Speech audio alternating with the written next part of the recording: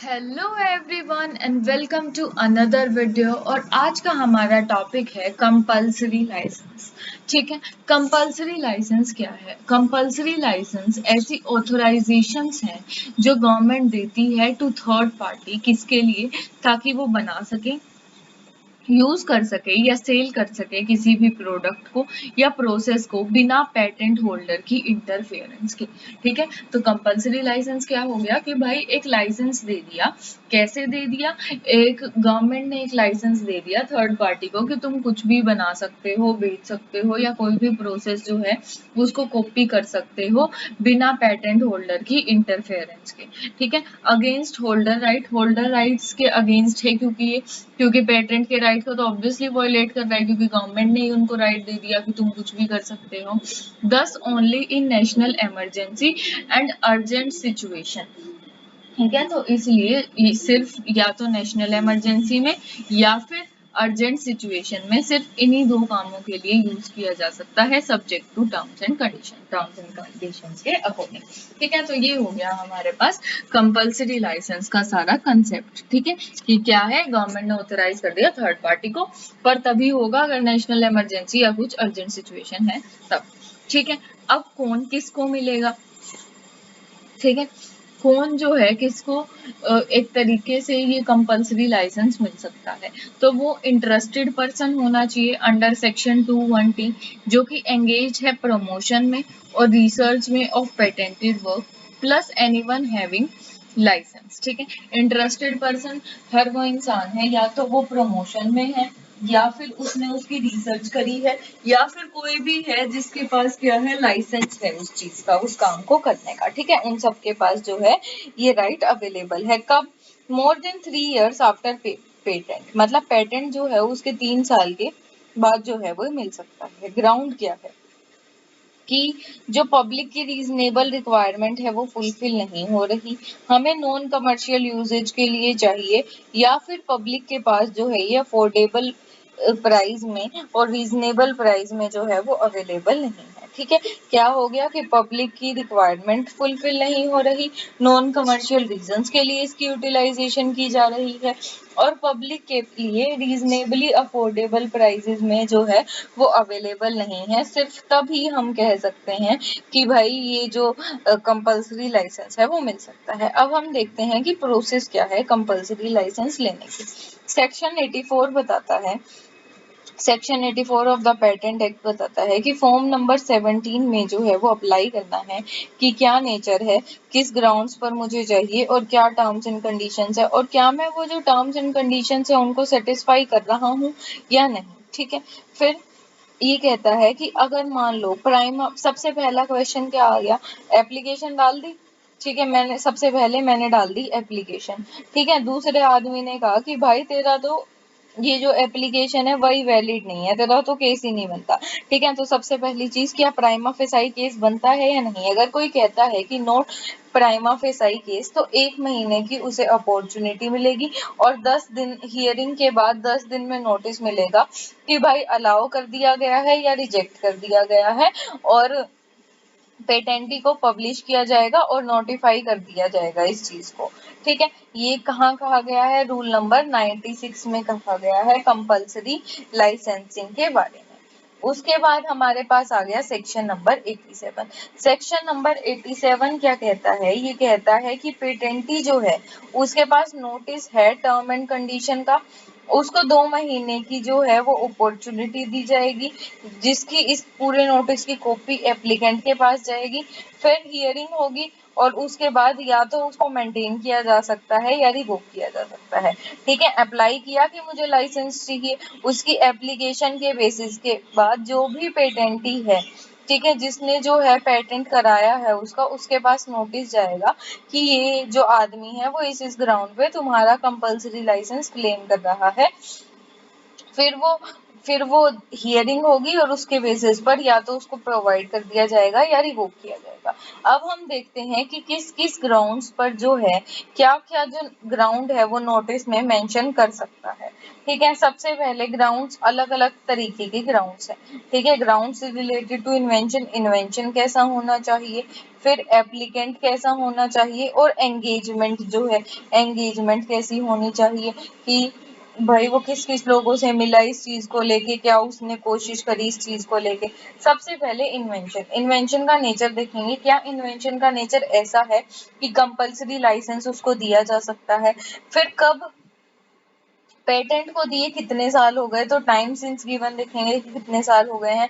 Measures for use, इस patent की जो यूटिलाइजेशन के लिए कौन कौन से मेजर्स जो हैं वो जिसने पेटेंट कराया है, पेटेंट होल्डर ने कौन कौन से मेजर्स जो हैं वो लिए हैं ताकि इसको प्रैक्टिकल यूजेज में ला सके। फिर हम देखते हैं एप्लीकेंट, जो अप्लाई कर रहा है हम उसको भी देखेंगे।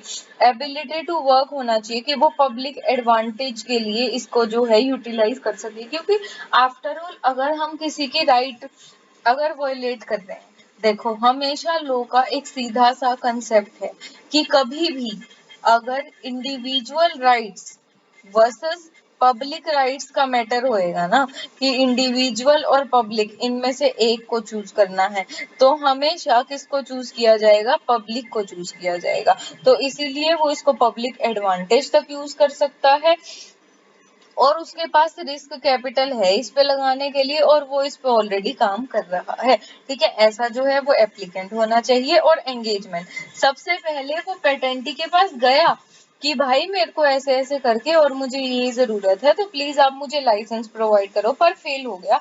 6 मंथ्स जो है उसने वो कोशिश करी।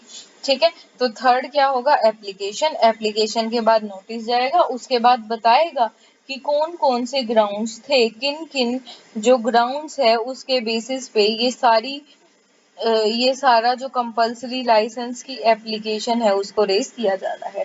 पेटेंट ऐसे नेचर की होनी चाहिए, एप्लीकेंट ऐसा होना चाहिए और एंगेजमेंट। उसके बाद हम क्या देखेंगे, उसके बाद ये जो ग्राउंड है, ठीक है, इनमें उसके बाद हम देखेंगे उसकी इंटेंशन देखेंगे। ठीक है, उसकी इंटेंशन इनमें से किसी भी ग्राउंड पर नहीं होनी चाहिए, उसकी इंटेंशन नहीं होनी चाहिए, उसकी इंटेंट नहीं होनी चाहिए कि वो किसी और के ट्रेड या बिजनेस के साथ प्रेजुडिस करे, उसके साथ डिस्क्रिमिनेट करे या उसके राइट्स खा जाए। ठीक है, कमर्शियल एक्टिविटी के साथ उसकी जो जो पेटेंट है, जिस प्रोडक्ट पे पेटेंट है उसकी कमर्शियल एक्टिविटी के साथ प्रेजुडिस करे। एक्सपोर्ट ऐसे रेंडर कर दे उस प्रोडक्ट को कि उसका एक्सपोर्ट जो है ना तो वो फुली डेवलप हो पाए, ना वो फुली फैसिलिटेट कर पाए। ठीक है, फिर डिमांड ना मिले रीजनेबल टर्म्स पे, और इंडिया में जो है अगर वो काम नहीं है कि भाई इंडिया में जो है इसकी कोई यूटिलाइजेशन नहीं है। ठीक है, तो उसकी इंटेंट देखनी पड़ेगी कि ऐसी कोई भी उसकी जो है मेलाफाइड इंटेंट ना हो, वो कुछ भी ऐसा ना करे जिससे जो पेटेंट होल्डर है उसको हार्म हो। ठीक है, फिर उसके बाद हमारे पास क्या गया, सेक्शन 88। सेक्शन 88 कहता है कंट्रोलर असाइन करेगा। कंट्रोलर क्या असाइन करेगा कि मैन्युफैक्चरिंग, यूज, सेल या कोई भी अगर दूसरी चीज का लाइसेंस हम देते हैं तो क्या ये प्रेजुडिस है, ये देखेगा। उसके बाद ये देखेगा कि कोई और पेटेंट है जिसमें इकोनॉमिक या टेक्निकल एडवांटेज जो ये कंपल्सरी लाइसेंस सीक कर रहा है आदमी, वो ऑलरेडी कोई ऐसा इन्वेंशन है जो वो प्रोवाइड करवाता है। और तीसरी चीज देखेगा कि कोई कमर्शियल स्टेज का लॉस तो नहीं हो रहा पेटेंट होल्डर को इसकी वजह से, अगर हम कंपल्सरी लाइसेंस दे देते हैं तो। अगर हो रहा है तो वो टर्म्स एंड कंडीशंस जो है वो चेंज कर देगा। ठीक है, तो इसीलिए कंट्रोलर तभी असाइन कर सकता है अगर वो किसी को प्रेजुडिस नहीं कर रहा, कोई और ऑलरेडी ऑल्टरनेटिव अवेलेबल नहीं है, या कमर्शियल जो लॉस है वो कोज नहीं कर रहा। फिर आ गया सेक्शन 89। सेक्शन 89 कहता है कि भाई जनरल पर्पस, जनरल पर्पस क्या होना चाहिए, हमारा जनरल पर्पस होना चाहिए कि कमर्शियल सेल हो रही है बिना अनड्यू डिले के, प्लस फुल एस्पेक्ट तक जो है वो इसका यूटिलाइजेशन हो रहा है। ठीक है, मतलब कि हम देखेंगे कि अगर कंपल्सरी लाइसेंस हम दे भी देते हैं, उसके बाद भी बिना किसी डीले के कमर्शियल सेल हो रही है और उसका utilisation to the full aspect हो रहा है। और दूसरी चीज, जिसने काम किया है और जिसने इन्वेंशन को डेवलप किया है उसके साथ प्रिजुडिस जो है वो कोज नहीं हो रहा। तो जनरल पर्पस हम इन सारी चीजों को जो है वो ध्यान में रखेंगे। अब कंपल्सरी लाइसेंस ऐसे तो दे नहीं सकते, ठीक है, क्योंकि मिसयूज हो सकता है, तो subject to some terms and conditions होता है ऑब्वियसली। तो टर्म्स एंड कंडीशंस क्या है कि रॉयल्टी होगी, दूसरी रीजनेबल टर्म्स और कंडीशंस होगी, अवेलेबल टू पब्लिक होना चाहिए, लाइसेंसी को जो राइट मिला है वो असाइनेबल नहीं है। ये नहीं है कि कोई आदमी खुद तो केस जीत के कंपल्सरी लाइसेंस ले ले, उसके बाद में उस कंपल्सरी लाइसेंस को वो बेच रहा है करोड़ों में, ऐसा नहीं होना चाहिए। पेटेंटी को भी इस लाइसेंस का फायदा होना चाहिए, ये नहीं है कि उसकी सेल बर्बाद होगी, उसके इकोनॉमिक बेनिफिट चले गए। फिर कमर्शियल सेल भी होनी चाहिए। फिर नॉन एक्सक्लूसिव राइट, कि ऐसा नहीं है कि ये नॉन एक्सक्लूसिव राइट हो, ठीक है, बहुत ही एक्सक्लूसिव राइट होना चाहिए और बहुत ही तरीके से जो है उसका यूटिलाइजेशन किया जाना चाहिए। उसके बाद आता है compulsory licence by whom, compulsory licence by the government. Compulsory licence कौन दे? गवर्नमेंट दे, ठीक है। तो गवर्नमेंट किन किन केसेस में कंपल्सरी लाइसेंस दे सकती है? नेशनल इमरजेंसी है, एक्सट्रीम अर्जेंसी होगी, कुछ इमरजेंसी बहुत ही बड़ी वैसे अर्जेंसी होगी, या फिर पब्लिक के नॉन कमर्शियल यूसेज है और उनके जो है वो वेलफेयर के लिए जरूरी है, सिर्फ उन्हीं केसेस में जो सेंट्रल जो गवर्नमेंट है वो कंपल्सरी लाइसेंस प्रोवाइड कर सकती है, ठीक है। अगर गवर्नमेंट डिसाइड कर रही है कि क्या हमें इसका कंपल्सरी लाइसेंस देना चाहिए या नहीं देना चाहिए, तो वो इंश्योर करेगी कि अवेलेबिलिटी टू पब्लिक, अगर हम कंपल्सरी लाइसेंस दे देते हैं तो उसके बाद जो भी प्रोडक्ट है वो अवेलेबल होगा to public at reasonable price, और साथ में जो होल्डर है जिसका पेटेंट है उसको भी क्या मिलेगा? रीजनेबल जो है वो बेनिफिट मिलेगा। ये दोनों चीजें जो है वो अश्योर करी जाएंगी बाय गवर्नमेंट, उसके बाद जो है गवर्नमेंट ये प्रोवाइड कर सकता है। उसके बाद आ गया 92A। अगर मान लो लीस्ट डेवलप्ड कंट्री है, ठीक है, डेवलप्ड कंट्री नहीं है और लो या मिडिल इनकम कंट्री है और उसके पास या तो मैन्युफैक्चरिंग की प्रोसेस नहीं है तो जो वो है वो इनसफिशिएंट है, ठीक है। और इसकी वजह से क्या हो रहा है? इसकी वजह से जो पब्लिक हेल्थ है वो अफेक्ट हो रही है। अगर ऐसा कुछ सीन है और फार्मास्यूटिकल प्रोडक्ट्स जो हैं वो बन गए हैं, तो 10 दिन का नोटिस दिया जाएगा हियरिंग के लिए। कोई भी लिमिट नहीं की जाएगी ऑन क्वांटम और ड्यूरेशन, ठीक है। 10 दिन का नोटिस दिया जाएगा कि भाई पब्लिक की हेल्थ अफेक्ट हो रही है और हमारे पास जो है कोई ऐसी मैन्युफैक्चरिंग की टेक्निक नहीं है जिससे जो है हम इस प्रॉब्लम को खुद से डील कर सकें, तो इसलिए हम चाहते हैं कि क्वांटम और जो ड्यूरेशन है उस पर कोई लिमिट ना लगाई जाए। और इसीलिए जब तक पब्लिक हेल्थ अफेक्ट हो रही है, मतलब क्वांटम और ड्यूरेशन हो गया कि कितने अमाउंट में कंपल्सरी लाइसेंस के अंडर कितना क्वांटम जो है पेटेंट का वो यूज कर सकते हैं और कितने टाइम तक वो यूज कर सकते हैं, ठीक है। ये दोनों चीजें होगी, तो कोई लिमिट ना लगाओ क्योंकि पब्लिक हेल्थ का क्वेश्चन है, तो इसलिए जब तक पब्लिक हेल्थ अफेक्टेड है तब तक इस पे कोई लिमिटेशन नहीं लगनी चाहिए। फिर जैसे कि फिनिश्ड प्रोडक्ट्स हो गए, इंग्रेडिएंट्स हो गए और डायग्नोसिस किट्स हो गई, ये सारी जो है वो अवेलेबल होनी चाहिए, ठीक है। फिर उसके बाद आ गया कि रेवोकेशन ऑफ कंपल्सरी लाइसेंस कब हो सकता है? सेक्शन नंबर जो 85 है वो हमें कहता है कि अगर इंडिया में 2 साल है, अगर इंडिया में 2 साल के लिए जो है वो एप्लीकेबल है, वैलिड है, उसके बाद नोटिस चला जाएगा पार्टीज के पास कि 2 साल हो गए, 2 मंथ की अपॉर्चुनिटी दी जाएगी, फिर 10 दिन हियरिंग के बाद डिसीजन दिया जाएगा और उसके बाद 1 साल के लिए जो है वो और मिल सकता है, ठीक है। फिर उसके बाद अगर मान लो कोई कंडीशन थी, ठीक है, हमने पढ़ा कि कोई नेशनल इमरजेंसी होगी, अर्जेंसी होगी तभी दिया जाता है। अगर मान लो कल को ये जो कंडीशन है ये इम्प्रूव होगी तो टर्मिनेशन हो जाएगा कंपल्सरी लाइसेंस का। बहुत ही जनरल वाली बात है कि ठीक है भाई, अगर कंडीशन इम्प्रूव हो गई तो रेवोकेट हो जाएगा, टर्मिनेट हो जाएगा।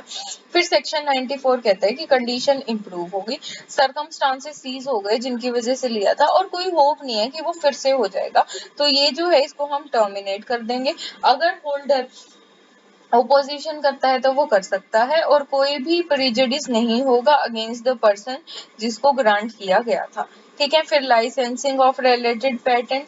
ठीक है, अगर मान लो कोई मैन्युफैक्चर, यूज या सेल कर रहा है कोई और पेटेंटेड प्रोडक्ट, या फिर इसकी डेवलपमेंट जो है वो हिंडर हो गई है, तो उसका भी रिलेटेड पेटेंट का भी लाइसेंस दे दिया जाएगा। अब भाई ये क्या नई बात आ गई? ये बात कहती है कि अगर मान लो तुमने मैन्युफैक्चर करा, यूज कर रहे हो या सेल कर रहे हो, ठीक है, अब एक पेटेंट है। अब ये जो पेटेंट है इसका कनेक्शन है दूसरे पेटेंट के साथ, कि अगर मैं इस पेटेंट को यूज करना चाहूँ तो मैं तब तक नहीं कर सकती जब तक मैं इस पेटेंट को भी साथ में यूज ना कर लूं। तो ये हो गया लाइसेंसिंग ऑफ रिलेटेड पेटेंट, कि इस पेटेंट के लिए मुझे इस पेटेंट की भी लाइसेंसिंग चाहिए।